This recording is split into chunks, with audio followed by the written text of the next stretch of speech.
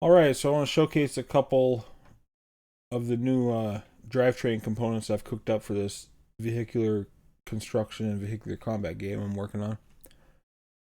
First one we're going to look at is the viscous coupling. This applies a torque, like this, to the drive shafts connected to it based on their speed difference. So the higher the speed difference, the higher the torque applied to close that speed difference.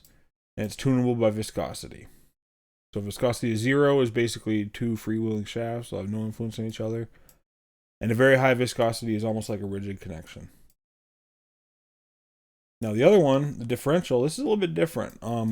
Certain components in my system, right now it's transmission, clutch, and differential, but I will eventually try to transition everything to use this mechanism. But they are constraints, and they directly set the angular velocity or the RPM of the shafts that are connected to them. And they do that, some math, a little bit basically ninth grade algebra, but a lot of it. They do that by basically doing a function of the unconstrained velocity and the mass or moment of inertia of the drive shafts connected to it. So I'll show you it in action. So this is a rolling chassis. Doesn't do much. Steers. Sits there. Rolls a little bit. So let's make a truck. We'll work our way from the back. So first we'll add a differential. We'll hook it up with some drive shafts. Move it into position. That looks pretty good. Next we will add a transmission. Hook it up. Move it in position. Then we'll add a big boy engine. Hook it up. Move it in position.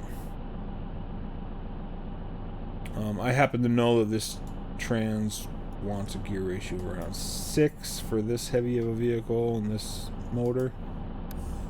Alright, so this is open diff. Works great at low speed, works great at low load, non-traction limited regimes. If you just want a truck, a little military truck, this will work fine. Now, an open diff has a problem. That problem is the fact that you are limited, your traction is limited to whichever tire has the least grip. So if one tire is on ice, if one tire is a little bit more lightly loaded than the other, that is your grip limit. So you're leaving performance on the table. If you've ever seen someone doing a one-wheel burnout, like this,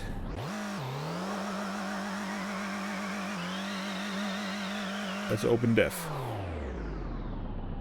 They are great for low speed. They're perfectly fine for efficiency.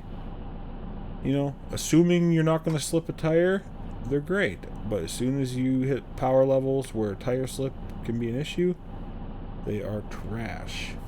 So we're not going to use an open diff. What are we going to use? We're using a limited slip differential. There are various formulations of it. There's Torsen, which is a torque sensing one. There's ones with clutch packs in them. But today, we have the parts to do it, so we're going to make a viscous limited slip differential. I can't rotate parts right now, so I really should rotate this to be left to right, but whatever. Doesn't change the layout of the drivetrain. So this is a viscous coupling. We'll hook one end up to one tire, one end up to the other. Not to the engine. That would be weird. I mean, you could do it. I've done it for hooking the engine up to a propeller, so you can have a propeller and a transmission at the same time. But now we have a viscous coupling between these two wheels. Move it in position, turn the viscosity up. I think 20 is like a good value for this setup. So now, at low performance applications, it pretty much feels the exact same.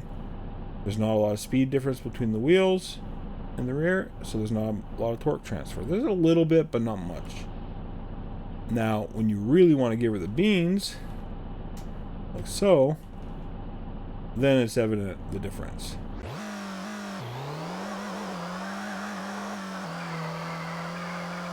A lot stiffer rear end, locks up under load like that. Still coasts fine. But when you really just give it, it stiffens the two tires together. Really good for oversteer, really highly controllable. Good for grip. There you have it. That's how you make a limited slip differential. I'm thinking now, when I first started on this, I was thinking I would make, one of the options be a limited slip differential. But I think what I'm going to do instead is I'm going to make